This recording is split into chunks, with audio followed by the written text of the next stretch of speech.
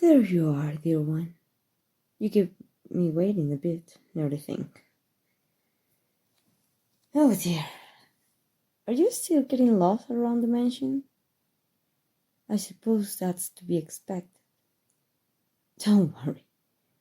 One day you'll know it so well you could find your way with your eyes closed. There's no rush. You have your whole life to grow accustomed. You're wondering why I called you here. Oh dear. Did Frederick forget to tell you? I suppose he's getting on in age. He's been with me a very long time. It's a shame you mortals start to deteriorate that way. Well, I wanted to have a private dinner with you. I try to do this somewhat frequently with each of my dear ones. At least when I have the time. Come here, sit next to me. We have a lovely arrangement tonight.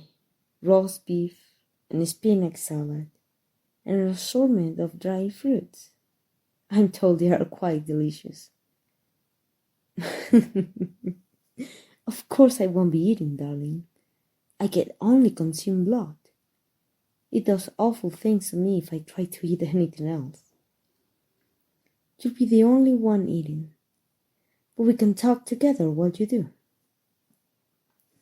Tell me, do you know why I select this menu for tonight? A good guess, but that's not it. Actually, all these foods help replenish lost blood. I told you before how delicious your blood is.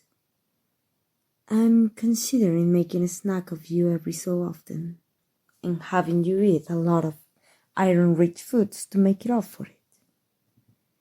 But it's going to be very, very important that you let me know if you ever start feeling dizzy or lightheaded. The last thing I want to do is put you in harm's way. If I ever did anything that caused you to be hurt, I don't know what I'd do with myself. Mortals like yourself all grown old and die eventually. But I don't want you to suffer. Not you or anyone else in my care.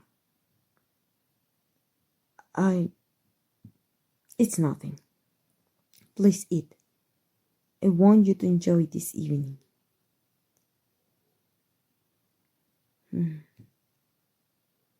Is it all to your tastes?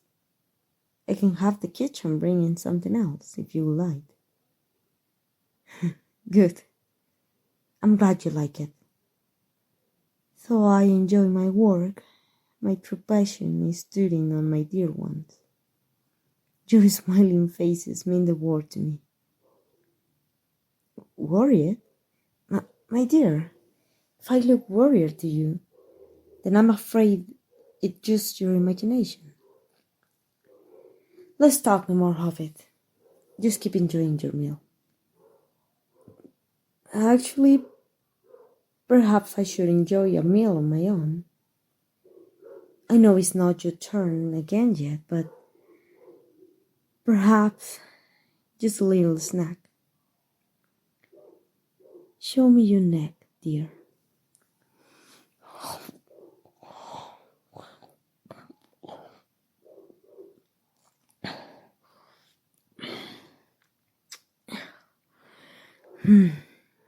Exquisite as always. It's been centuries since I had anything but blood, but it somehow makes me think of a perfectly aged red wine. Are you feeling all right? Do you suppose I could have just one more taste? Always so eager to please. Thank you, dear.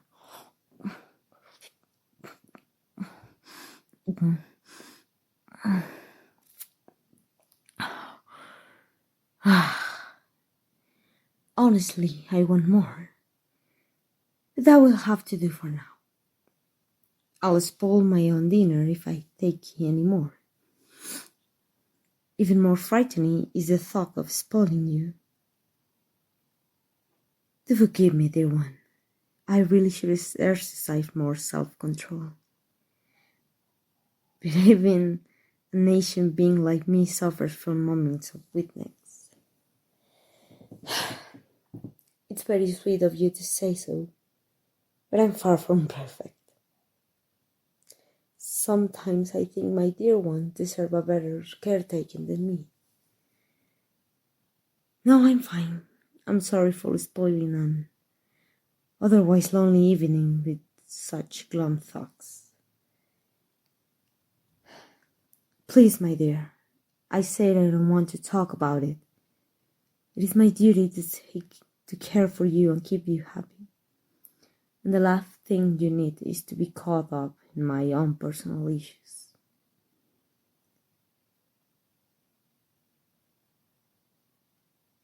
Dear one, up until this point, I haven't even needed to tease you.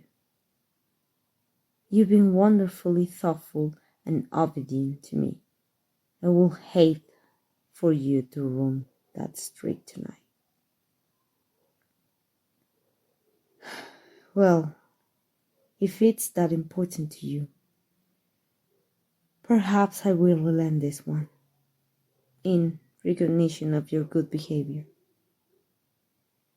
Do you remember the meeting I had you attend? The one right after your first real feeling? Well, that client I met with has taken some issues with my work.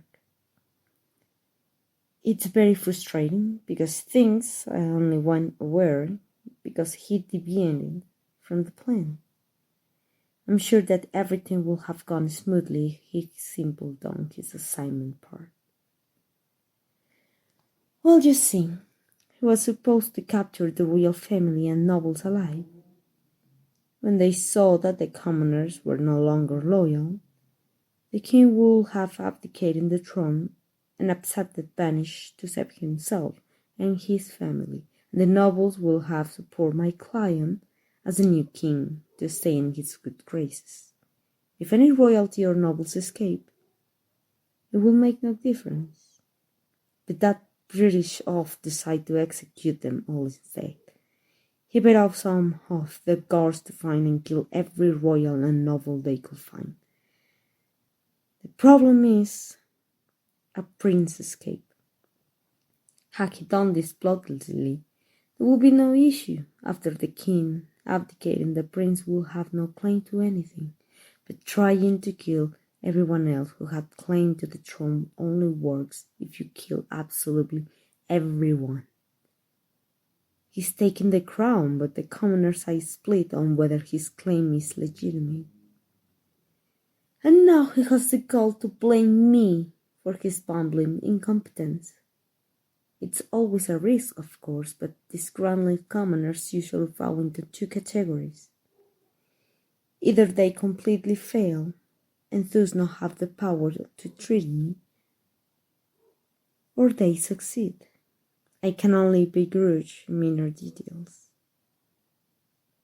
This partial victory on his leaves me with a powerful enemy. Oh, you silly thing. Of course it had nothing to do with you. No. You played your part perfectly during the meeting. But that is part of why I'm so worried. Though he's powerful, his divided subjects leave him with limited resources. I'm sure that he can afford to hire a vampire hunter. Certainly no one willing to enter a city filled with some of the most powerful vampires in the world. But he knows that I care for you. By using you as a statement, I may have made you a target. I really don't want to worry you. You are quite safe here, truly. The city is guarded, and my estate itself is guarded. Yet I just can't help but worry myself. What if he hires someone to hurt you or kidnap you? They get lucky. If my actions lead to that, I couldn't forgive myself. Thank you. You're right. There's little reason to worry about something that likely won't happen. I have the best security money can buy, and I myself am more than capable of protecting you. Although I say that, it's not so easy to put worries to rest. Perhaps you will be willing to stay in my presence for a few days. It will ease my mind too. Wonderful. It will be much easier on me to have you where I can see you. There is no force in the world that could bring you harm so long as I am here to safeguard you. Teres, I want to thank you for insisting that I share with you. I'm sorry for being short with you before. I'm so much more powerful and experienced than all of my dear ones that perhaps I don't trust you as I should.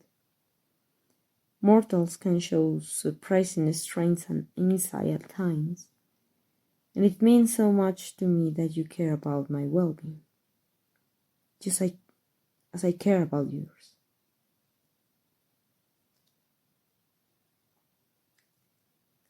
Lean a bit closer, will you? I wish to kiss your cheek. That will have to do for a reward for you now. But I'll find some way to better demonstrate my appreciation at another time. My dear ones all serve me faithfully, but few have shown the sort of initiative you have. I expect great things from you, my sweet. Now I think your dinner is getting cold. Please continue. We still need to make sure you can keep up your strength. I hope that... One moment. Enter.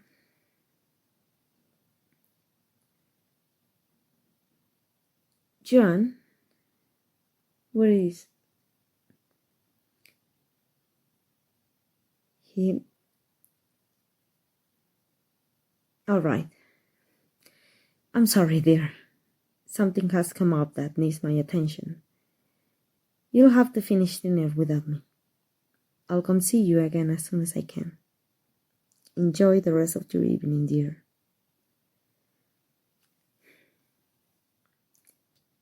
An attack? Are you sure? Did he give a hint as to when? No, never mind. We'll continue this conversation in my study.